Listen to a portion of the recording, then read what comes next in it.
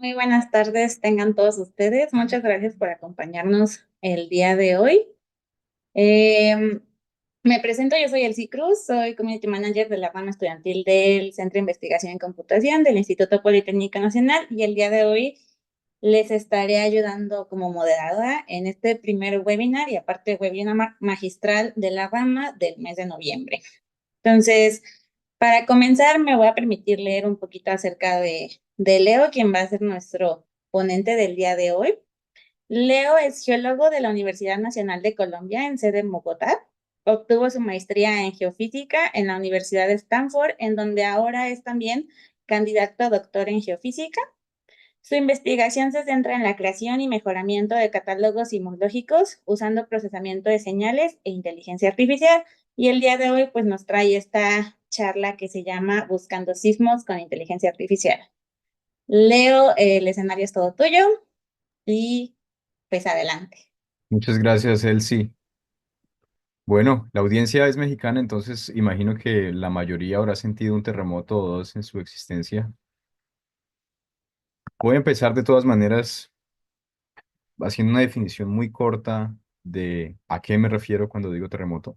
Aquí tenemos este bloque de diagrama que muestra la topografía y el relieve de un lugar em, en Colombia. Y lo que estoy mostrando con estas, ¿ven mi cursor en su pantalla? Sí, Leo, sí se ve. Bueno, entonces esta lineecita punteada acá es lo que conocemos como una falla geológica. Un terremoto ocurre cuando la energía elástica que se ha almacenado en las rocas alrededor de una falla geológica es liberada en cuestión de segundos. En California, donde estoy ahorita, la muy famosa falla de San Andreas, creemos que almacena energía por un par de cientos de años, unos 200 años, y luego libera energía en sismos de magnitud 7, de magnitud 8, que tienen una duración de 10 o 20 segundos. Toda esa energía que se libera súbitamente es emitida en forma de ondas sísmicas, que es lo que nosotros percibimos como la sacudida de estos terremotos. Entonces, en el diagrama aquí en profundidad, esta línea negra denotaría la falla y con estos frentes de onda naranja estamos mostrando eh, la propagación de las ondas sísmicas. Ahora, a las ondas sísmicas les pasa exactamente lo mismo que a cualquier tipo de onda. A medida que se propagan dentro de la Tierra en las diferentes capas de roca con diferentes velocidades, estos frentes de onda se están distorsionando, ocurre reflexión, refracción, de la misma forma que ocurre con la luz en el agua o en cualquier medio. Y a medida que nos estamos alejando de donde ocurre el terremoto, que está aquí marcado por esta esferita que parece una pelota de playa, a medida que nos alejamos, la trayectoria de las ondas se hace más complicada precisamente por esa acumulación de reflexiones y refracciones y otras transformaciones que ocurren, pero también la amplitud de esas ondas decae. Entonces, entre más cerca se está a el hipocentro del terremoto, que es la coordenada X, Y, Z, donde inició el terremoto, entre más lejos esté, pues más suave es la sacudida, entre más cerca, la amplitud de las ondas sísmicas es más alta. Ahora, ustedes habrán escuchado en las noticias cuando dicen ocurrió un terremoto en la costa de Acapulco de una magnitud X o de magnitud 5, por ejemplo. La base fundamental para construir esa localización y estimar la magnitud es lo que se conoce como el picado de ondas sísmicas o el picado de fases. En este ejemplo, tengo dos registros de sismogramas, que son estos instrumentos que graban el movimiento del suelo en tres componentes. Entonces, aquí estos triangulitos invertidos están mostrando dos localizaciones, por ejemplo, que corresponden a estas series de tiempo. Una es son las dos series de tiempo, son el mismo terremoto registrado en dos diferentes ubicaciones. Una a unos 50 kilómetros, la otra a unos 500 kilómetros de distancia. Entonces, aquí solamente estoy mostrando una componente, pero los sismómetros hoy en día típicamente contienen tres componentes, una vertical, una alineada con el norte-sur y otra con el este-oeste. Pero si empezamos a movernos a través de esta serie de tiempo. Aquí no está pasando nada, no está pasando nada. Y aquí empieza la sacudida del terremoto de un tipo de onda que se conoce como onda P, que son ondas longitudinales que viajan a través de las rocas. Y luego está marcado este otro arribo azul, que se conocen como ondas de cizalla o ondas S por secundaria, precisamente porque llegan en segundo lugar después de las ondas P. Entonces, cuando estamos cerca, solamente aquí desde un punto de vista puramente visual, comparado con cuando estamos lejos, la sacudida aquí es impulsiva, el inicio de la sacudida es impulsiva y luego decae más o menos como uno sobre el tiempo. Y la amplitud máxima de esta sacudida está muy cerca de estos primeros arribos marcados. Ahora, cuando estamos significativamente más lejos, en este caso 10 veces más lejos para el sismograma que está aquí abajo, el inicio de la sacudida es mucho más emergente y la forma de el sismograma, la envolvente del sismograma, es mucho más como un uso, como un rollo de hilo. Entonces, para generar una cosa como esta, que la saqué del Servicio Sismológico Nacional, que es el mapa de los últimos 4 años de sismos en México. El primer paso, la tarea número uno, es precisamente ir a buscar estos registros, estos sismogramas y poner estos marcadores rojos y azules. Con esta información, en muchos instrumentos se puede estimar dónde y cuándo ocurrió un sismo. Entonces, para hacer este mapa que contiene 128.309 sismos, hubo que picar al menos una decena de arribos por cada terremoto para producir estas localizaciones. En este caso, cada uno de estos puntos coloreados muestra dónde ocurrió un sismo y las estrellas marcan los sismos de magnitud mayor a 6, que son suficientemente grandes para ser sentidos en un área grande. Si observan este mapa, la distribución de los sismos no es uniforme, no es aleatoria, pero es una consecuencia de la tectónica de México. El entorno tectónico particular de México es que la mayoría de los sismos grandes son causados por la subducción de la placa de Cocos debajo de la placa norteamericana, es decir, la placa oceánica que está al occidente de México está entrando bajo el México continental, al menos en mitad sur de México, y luego entre México y la península de California hay un proceso un poquito diferente que se conoce como una dorsal mesoceánica. En este caso, eh, hay nueva placa oceánica que está siendo generada. Entonces, estas flechas aquí están marcando el sentido en el que la nueva corteza oceánica está siendo generada. Si pasamos del uno al otro, la mayoría de los terremotos están en esa sección sur donde hay subducción activa en México. Entonces, con esta distribución de sismos, eh, y recordando los números, estamos hablando que en los últimos años son más de 100.000 sismos. Les cuento que la sismología global es un es un campo que es muy rico en datos. Tenemos registros continuos del movimiento del suelo en muchos lugares del mundo desde los años 80, es decir, estos sismómetros que registran el movimiento del suelo están grabando 24 horas, 7 días, 365 días al año en varios lugares del mundo por los últimos 40 o 50 años. Y los centros de monitoreo, digamos el Servicio Sismológico Nacional en México o el Servicio Geológico de los Estados Unidos aquí en Estados Unidos o el Servicio Geológico Colombiano en Colombia, están encargados de monitorear la actividad sísmica. En los últimos 2 o 3 décadas han hecho un inventario que es grande, digamos, millones de terremotos para los cuales se han marcado esos arribos de ondas P y de ondas S y se conocen las localizaciones de los terremotos. Entonces, hay millones y millones de datos bien estructurados en bases de datos. Ahora, aquí les estoy mostrando un set de datos en particular que lo desarrollamos precisamente para aplicaciones de inteligencia artificial como un benchmark dataset, que hasta ahora me doy cuenta que no sé cómo se dice en español. Tenemos cubrimiento global de estaciones, que es lo que estoy mostrando en el mapa de la izquierda. Cada uno de estos triángulos es una ubicación de un sismómetro que ha registrado alguno de estos terremotos que estoy mostrando a la derecha. Igual, en la distribución global de terremotos hay características que son, voy a decir, bien conocidas. Aquí, por toda la costa del Pacífico, de México, Alaska, Rusia, Japón, las Islas Solomón y Suramérica es el muy famoso Anillo de Fuego del Pacífico que produce la mayor cantidad de sismos en el mundo. Entonces, todos estos sismos que han ocurrido en los últimos años han sido grabados en múltiples estaciones alrededor del mundo.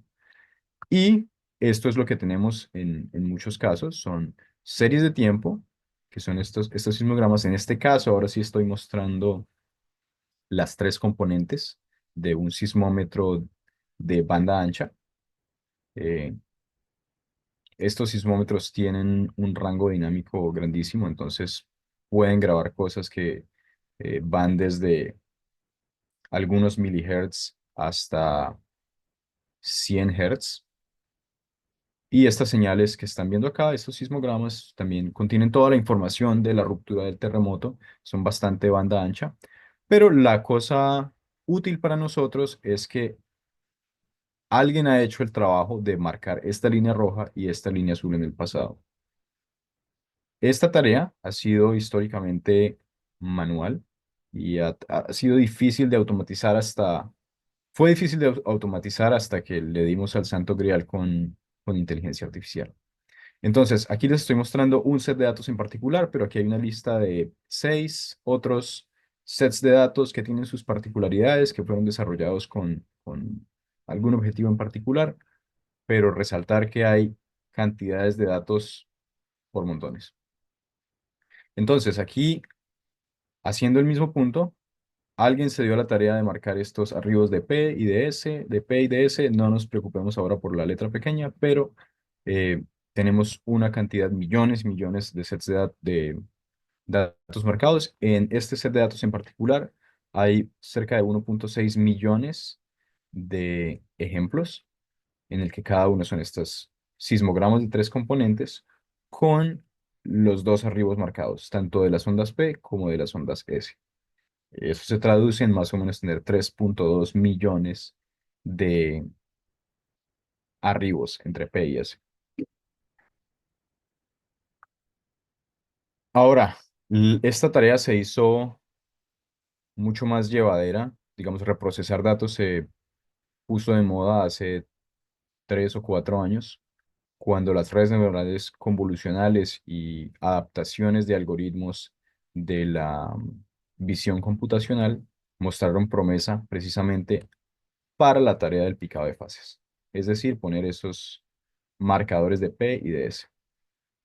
Aquí estoy poniendo dos ejemplos de arquitecturas que se hicieron populares en el campo de la sismología, que hoy en día creo que gente de todo el mundo está usando o estas arquitecturas y los modelos que se publicaron en su momento, o modificaciones muy parecidas.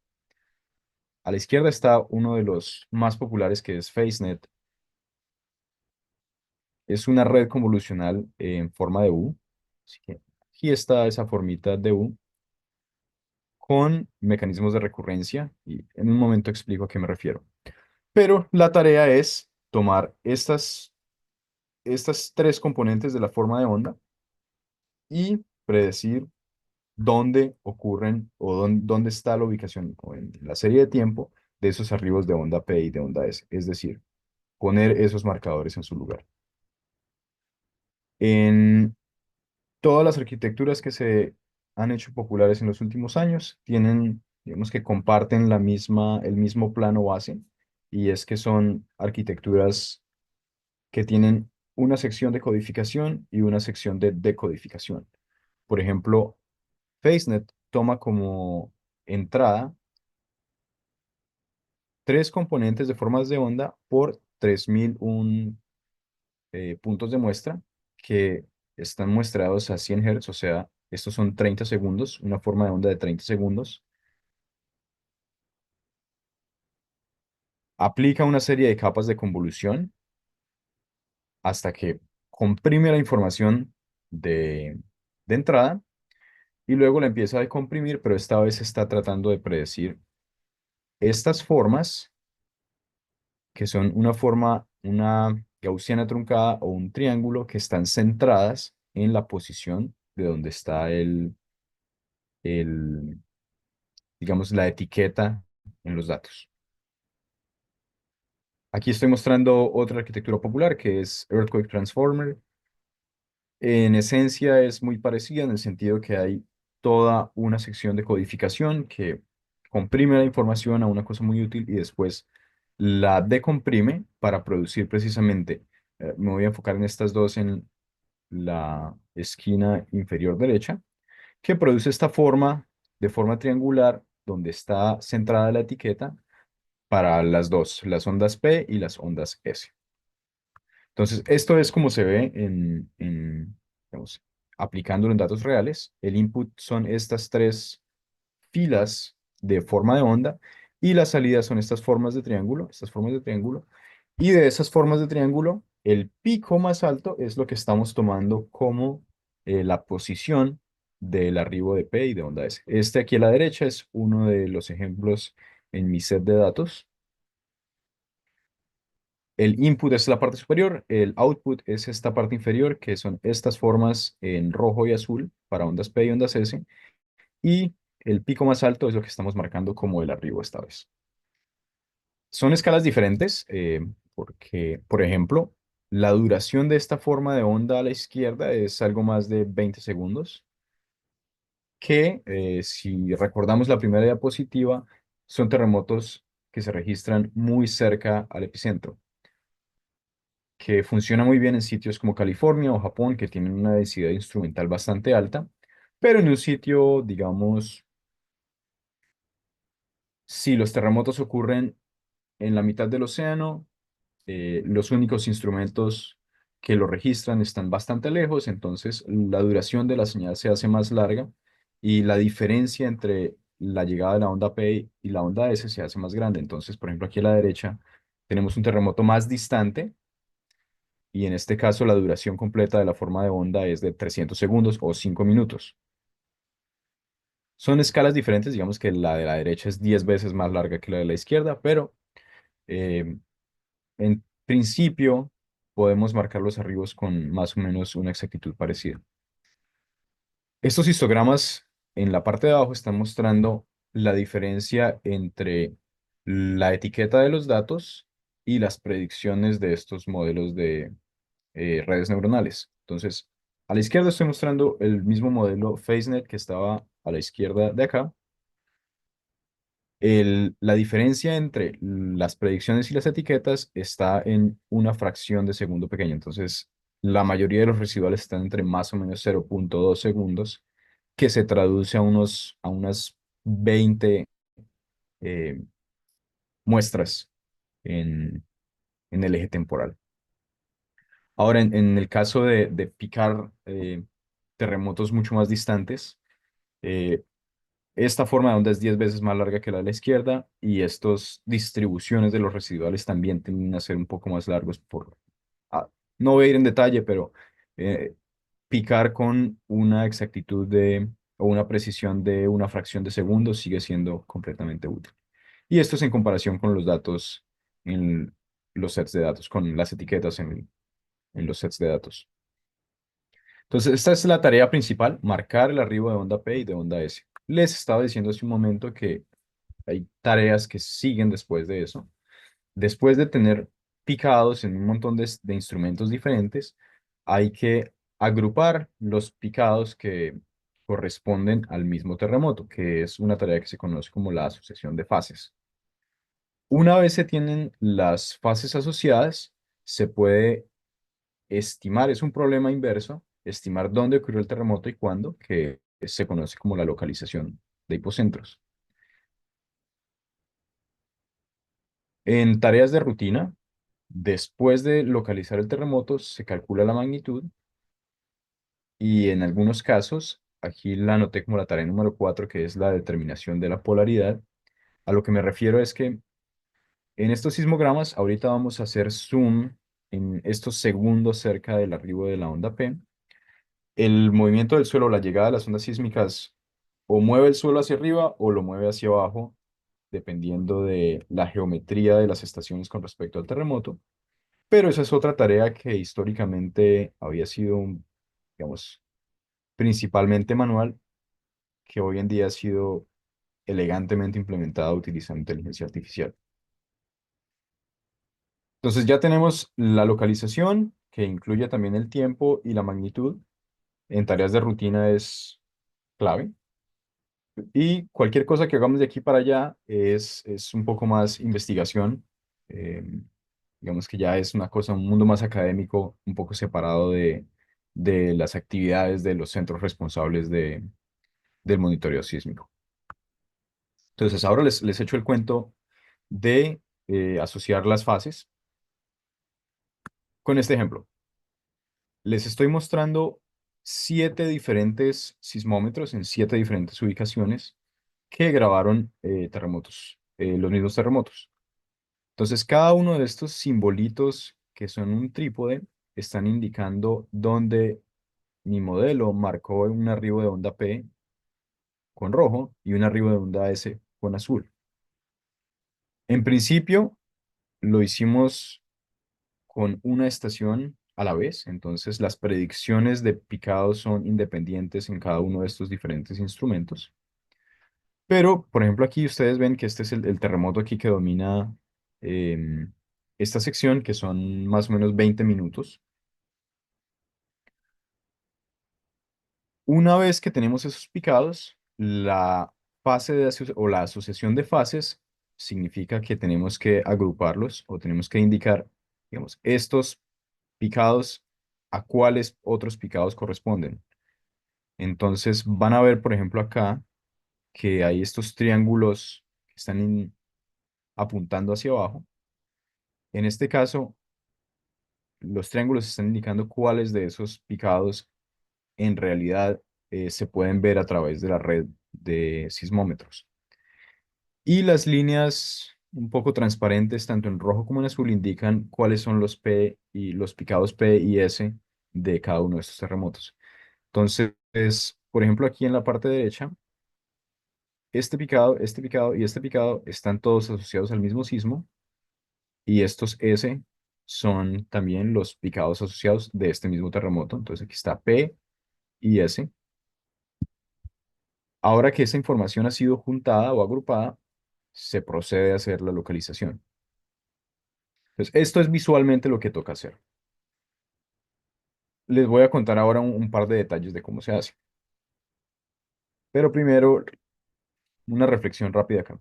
El sismómetro está grabando el movimiento del suelo, más o menos a 100 Hz, entonces cada centésima de segundo se graba una posición y es lo que estamos viendo aquí como estos sismogramas. Estos son datos, digamos que esto es una matriz de datos de 3 componentes por 30.000 muestras, una matriz con un muestreo regular. En términos prácticos, esto lo estamos tratando como una imagen porque estos algoritmos que han sido exitosos en esta tarea son adaptaciones de algoritmos que se han utilizado para reconocimiento de imágenes o clasificación de imágenes y en teoría cualquier clase de datos que tiene una estructura homogénea. La diferencia grande cuando hacemos algo como la asociación de fases es que las redes sismológicas son heterogéneas tanto en el espacio como en el tiempo. Este mapita de aquí del norte de California está mostrando con cada uno de esos triángulos la ubicación de un sismómetro, de uno de estos instrumentos. Si ven, la mayoría de la densidad, bueno, esto es el área de la Bahía de San Francisco y es donde la red es más densa. La mayoría de los instrumentos están distribuidos cerca de la ciudad. Y aquí está este valle, que es el Valle Central de California, donde hay muy pocos sismómetros. Luego hay otra concentración de sismómetros cerca de la sierra. Entonces esto ya no es como una imagen, la ubicación de esos sismómetros no es como una imagen, es una distribución heterogénea en el espacio. La complicación extra, además, es que no todos los sismómetros funcionan todo el tiempo. Es común que Bueno, imagínense cualquier caso que un árbol le cayó encima al instrumento y lo detuvo. Alguien tiene que ir a rescatarlo. O que la telemetría, la transmisión de datos falló por cualquier razón. Entonces, si hay 100 estaciones en una red sismológica, típicamente habrán algunas que están fuera de línea, que no están transmitiendo datos y esa es la forma en la que operan estas cosas. Entonces, la distribución de esos instrumentos es heterogénea en el espacio. Como vimos cuando abrí con el mapa de los sismos en México, la distribución de sismos tampoco es homogénea. Digamos que está dictada por la tectónica local. Entonces, la asociación, en la forma en la que ha sido implementada utilizando redes neuronales con grafos, y esto es un trabajo de uno de mis colegas del laboratorio, es precisamente tomar la ventaja de que las redes neuronales con grafos, que pueden manipular estos datos que son heterogéneos tanto en el espacio como en el tiempo, tratarlos como grafos y procesar los datos precisamente para, en este caso, crear la asociación de terremotos y una localización preliminar. Entonces, aquí hay, para no entrar en detalles demasiado complejos, estos algoritmos toman, digamos, una base de datos que contienen los tiempos y las localizaciones de estos picados, lo combina con la geometría de la red sismológica o de la red de monitoreo y el conocimiento previo de la sismicidad para producir un conjunto de picados asociados y una localización preliminar. Entonces aquí está, por ejemplo, esta gráfica de picados. Está mostrando como una función del tiempo y como una función del número de estación, un identificador de la estación. Cada uno de estos puntos es un picado. Si ustedes ven aquí hay una cosa que parece una curva y otra curva. Esperamos que sea digamos, los arribos P o los picados P de un terremoto y S del mismo terremoto. Entonces, toda esta información que aquí no sabemos a qué pertenece es pasada por esta red neuronal de grafos para producir una localización en el espacio. Aquí ven longitud y latitud y el puntito rojo es donde el sismo es más probable. Lo mismo en el tiempo, que se conoce como el tiempo de origen, y nos está diciendo de toda esa cantidad de picados que no sabemos a qué corresponden, los que se han coloreado aquí amarillos y amarillos corresponden a las ondas P y a las ondas S de un sismo dado. Con esta información y esta localización preliminar, la cosa se puede hacer un poco más elaborada y elegante para producir una localización más certera. Entonces, para ir a la parte más interesante, es que la combinación de todas estas herramientas que tienen base de inteligencia artificial, nos ha permitido ver una cantidad de sismos sin precedentes. Ejemplo es esta secuencia de terremotos que ocurrió en Italia Central en el 2016-2017, trabajo que hizo un postdoc de mi laboratorio hace unos años. En este mapa de Italia, cada uno de estos puntos negros y verdes corresponde a un sismo. En esta gráfica hay cerca de 900.000 puntos, que son 900.000 sismos. Este fue un catálogo, digamos, hecho con algoritmos que eran nuevos en su momento, y el número de sismos, el total de sismos comparado con el Servicio Geológico de Italia, estamos hablando de que encontraron más o menos 20 veces más sismos de los que se conocían, especialmente sismos mucho más pequeños. Entonces, aquí en el mapa se ve la distribución espacial, pero en este gráfico del abajo a la izquierda está la distribución temporal de las magnitudes. Hubo varios sismos de magnitud 6 que estarían por acá, donde lo estoy señalando, 6, 6,2 o algo parecido. Cuando ocurre un sismo notable o de magnitud considerable, tienen un montón de réplicas. Entonces, lo que están viendo aquí es que ocurre el sismo de magnitud 6 y hay un montón de sismos de magnitud 4, 5, 5 y medio, inmediatamente después de ese sismo notable. Y luego hay un montón de sismos de magnitud 1.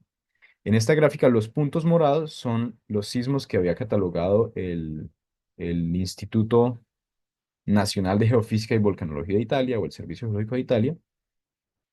Y los puntos negros que están viendo acá son los sismos que se han detectado nuevos utilizando una combinación de un picador de inteligencia artificial y un asociador también nuevo.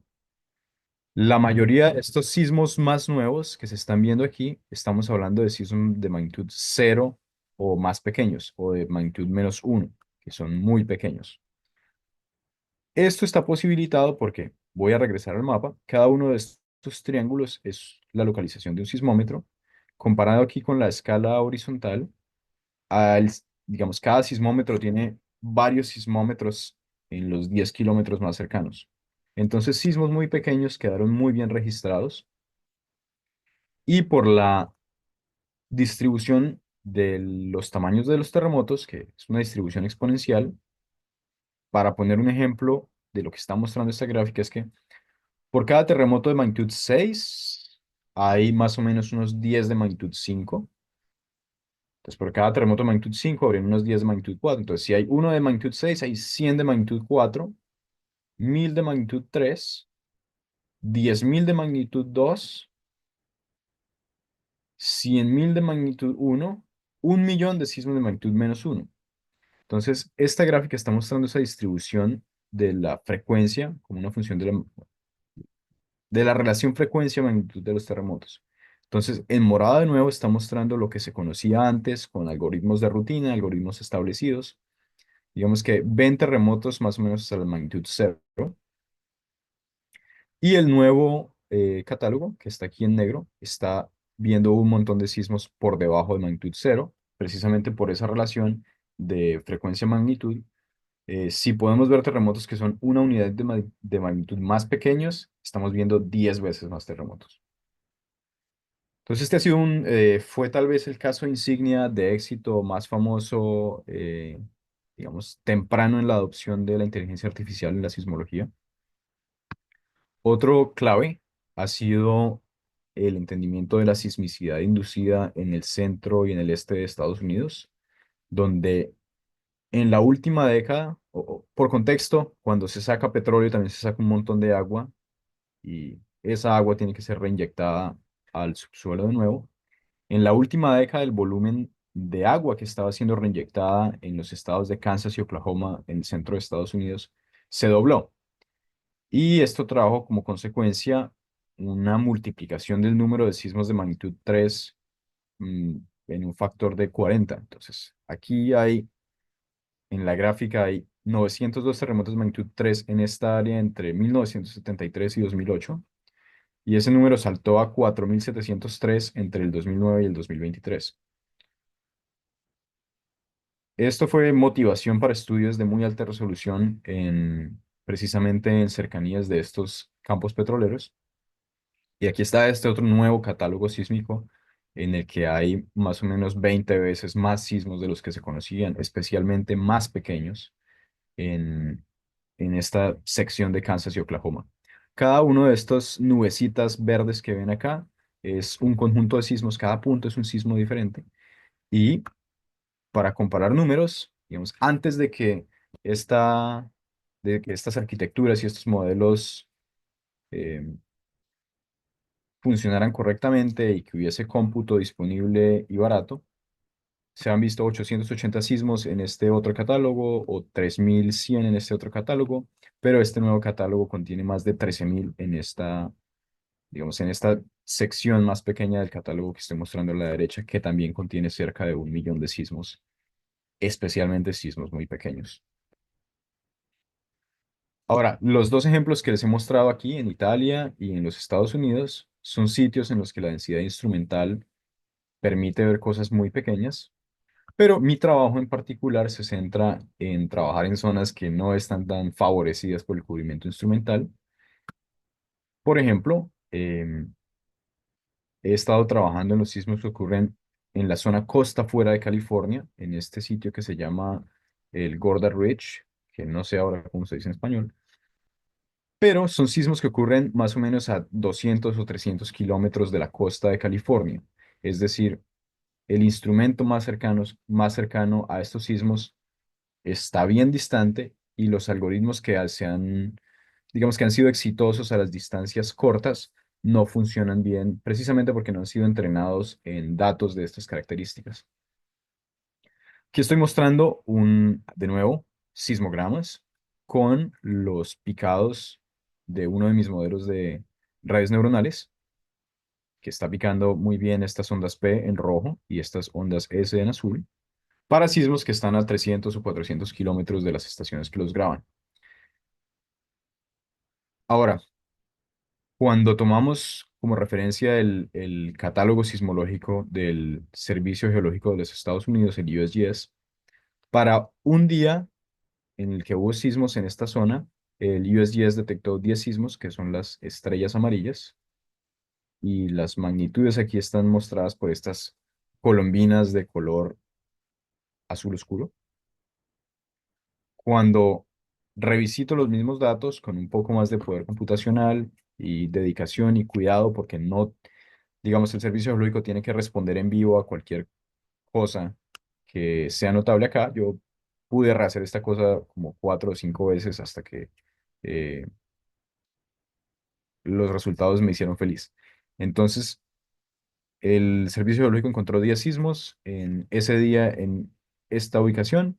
Yo encontré 34 que están marcados aquí con el color verde. La mayoría de estos sismos son sismos de magnitud menor, son más pequeños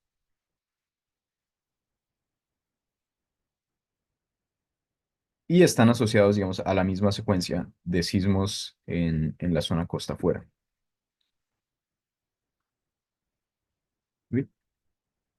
Ahora, esto es en el mundo del monitoreo, es lo que estamos haciendo.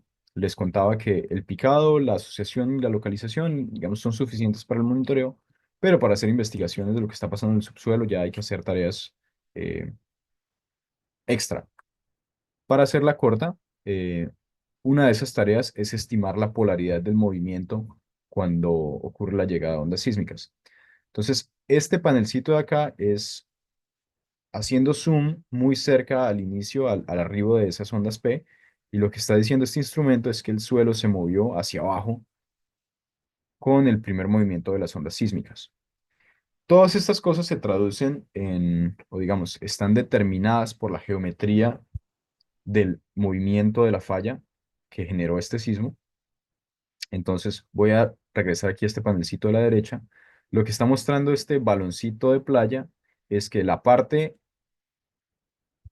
que está marcada en negro se está moviendo hacia arriba. Digamos, este lado de la falla se está moviendo hacia arriba, este hacia abajo. Pero si hay un observador en este hemisferio de esta esfera, está sintiendo un empujón. Mientras que si un observador o un instrumento está en esta sección, está sintiendo un estiramiento, una rarefacción. Entonces, el terremoto es el mismo, pero el movimiento aquí sería hacia arriba y el movimiento aquí sería hacia abajo. Cuando uno combina observaciones de un montón de diferentes estaciones, puede determinar cuál fue la geometría del movimiento de la falla. Entonces, esa tarea solía ser, digamos, un humano tenía que ir a revisar este pedacito de la serie de tiempo y decidir si se estaba moviendo hacia arriba o hacia abajo. Es una tarea que ha sido implementada hoy en día por varios autores utilizando redes neuronales profundas y ha mostrado gran promesa y gran éxito. Entonces, lo que les estoy mostrando aquí es este mapa de Japón, en el que, para alguna referencia, habían, digamos, soluciones dispersas del movimiento de falla en de diferentes sismos, que se conoce como un mecanismo focal. Esto era lo que se tenía entre 2005 y 2019, digamos, ustedes pueden ver que es bastante disperso. Ahora, revisitando los datos, con este nuevo algoritmo para decidir si se movió hacia arriba o se movió hacia abajo sobre la red, vean la densidad del cubrimiento de nuevas soluciones de mecanismos focales. Y la cosa es que estos mecanismos focales se traducen en que podemos estimar la dirección en la que están ocurriendo los esfuerzos dentro de las rocas o en el subsuelo.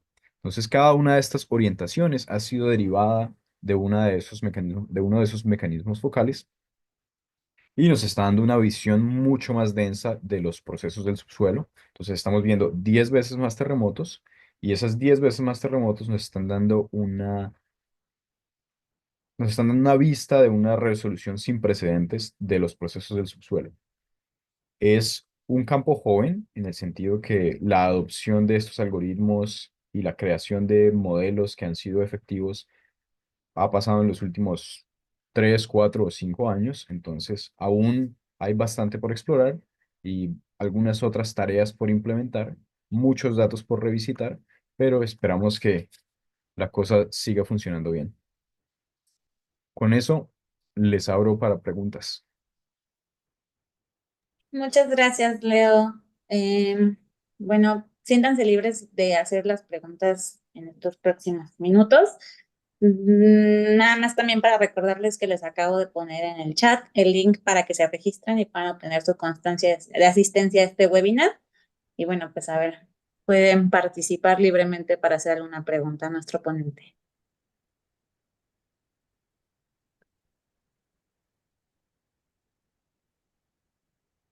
Nadie por aquí.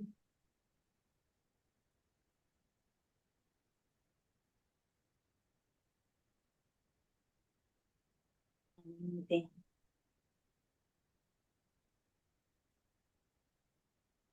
Pues, Leo, bueno, hablando un poco sobre el cómputo, bueno, la capacidad de cómputo que tenemos para procesar este tipo de información, ¿nos puedes hablar un poquito acerca de estos modelos? O sea, ¿qué tan profundos o qué tan, mm, o sea, qué tanta capacidad de cómputo es requerida para procesar estos datos? Estos modelos son comparativamente pequeños con, digamos, los modelos grandes de lenguaje que se han hecho populares. Alguna cosa como ChatGPT tienen billones y billones de parámetros. Los picadores que han sido efectivos para nosotros son modelos que tienen 20 a 30 capas de profundidad, no son la cosa más profunda, pero tienen, no sé, entre 30.000 y 300.000 parámetros libres, parámetros entrenables, que son pequeños, pero pues desde un punto de vista visual es mucho más sencillo decir si esto es un arribo o no que decidir entre un perro y un gato. Digamos, el nivel de abstracción es mucho más bajo, creo. Entonces los modelos son pequeños, son mucho más compactos y se pueden correr en el computador portátil normal. Em, yo lo hago en el servidor de la universidad porque tenemos, si quiero revisitar la última década de datos de 100 estaciones, lo puedo hacer, lo puedo someter ahorita para que se haga en el servidor y mañana cuando regrese a la oficina la cosa ya está terminada. Es demandante, pero es mucho más rápido de lo que solía ser hace 10 años. De acuerdo. Bueno, creo que ya por aquí tenemos varias preguntas. Por aquí Martín pregunta, ¿la simulación o entendimiento del comportamiento del fenómeno es de ondas o en sobrefluido? Eh, la tarea de los modelos está marcando el arribo de ondas, puramente.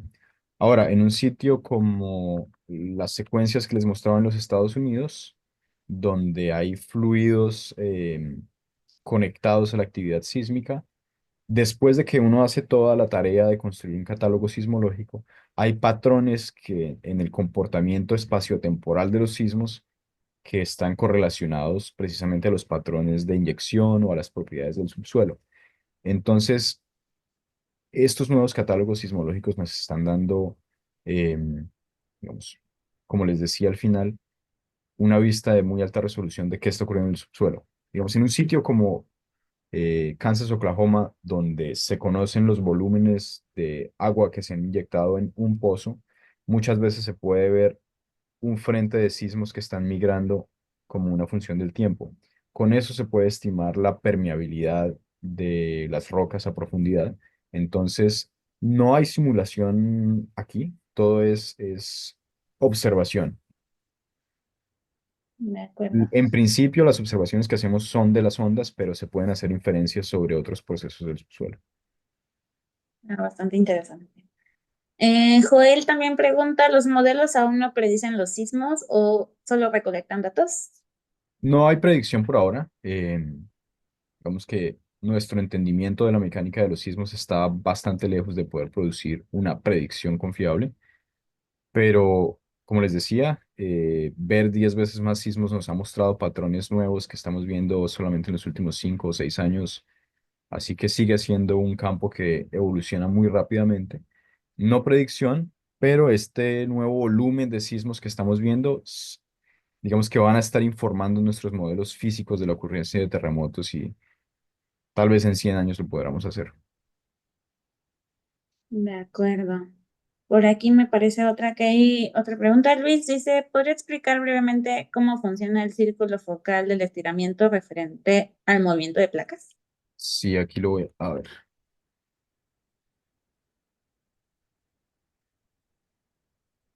No lo hice muy grande, pero solía tener uno aquí en mi oficina, pero si ves mi cámara, Sí. está medio extraño. Pero si hago un deslizamiento así, no voy a tener que hacerlo con las manos o con la gráfica. Lo que está mostrando este diagrama, la pelotita focal o el mecanismo focal, es que cuando ocurre la dislocación, si hay un instrumento en esta sección del deslizamiento, lo que está sintiendo es un empujón, mientras que si hay otro por acá, lo que está sintiendo es un estiramiento. Y eso se divide en cuatro cuadrantes, que es lo que ese mecanismo focal muestra. Esto puede cambiar en orientación. Digamos, si una falla es vertical, pues uno de estos, bueno, cada una de estas líneas es un plano que está proyectado en una proyección. Bueno, hay opciones, pero imagínate un semicírculo inferior en el que un plano, lo que estamos viendo es la intersección del plano con la base de ese semicírculo. Entonces, si una falla es vertical, se ve una línea vertical. Digamos, aquí lo estamos viendo de perfil, pero lo podemos ver desde arriba, como en el mapa de Japón que está acá. Eh, Mm, te- digamos que encapsula la información de hacia dónde se movieron las cosas. sí. Bueno, una última pregunta. ¿Ya existen software de geofísica que trabajen con la IA integrada o se tienen que hacer uso de otros programas de IA? Para nosotros que estamos aquí en un ambiente muy académico, pues seguimos programando la cosa y, digamos, muy independiente, muy en nuestro computador, pero hay iniciativas y hay varios centros sismológicos que han empezado a integrar estos modelos y estas rutinas en su trabajo en tiempo real. Así que, claro, los centros sismológicos ven resultados tan promisorios como estos y si hay iniciativas, debe haber más de un lugar en el mundo que ya tiene integrados estos picadores automáticos en sus rutinas diarias. Vale. Bueno, Muchas gracias, Leo. Me vale, parece. muchas gracias por la invitación. Tengo que salir corriendo ahora. Sí, muchas gracias. Bueno, chicos, muchas gracias por acompañarnos el día de hoy. Les recordamos que en el chat ya está listo el link para que pidan su constancia de asistencia. De igual forma, déjenme, les comparto brevemente. El siguiente webinar va a ser el día 20 de noviembre, igual a las 7 de la noche. Lo va a estar dando Erika Bando, estudiante de doctorado en ciencias de la computación de nuestro centro. Y este webinar va a tratar o va a abordar la inteligencia artificial en el área de la biomedicina con sus perspectivas y sus retos. Aquí les dejo el banner por si gustan irse registrando. Y bueno, pues nada más me quedo un par de minutos más para que completen su formulario de constancia y cualquier duda, pues los atendemos aquí por el chat. Muchas gracias por acompañarnos el día de hoy y pues ahí le brindan un aplauso virtual a Leo que tuvo que salir rápidamente.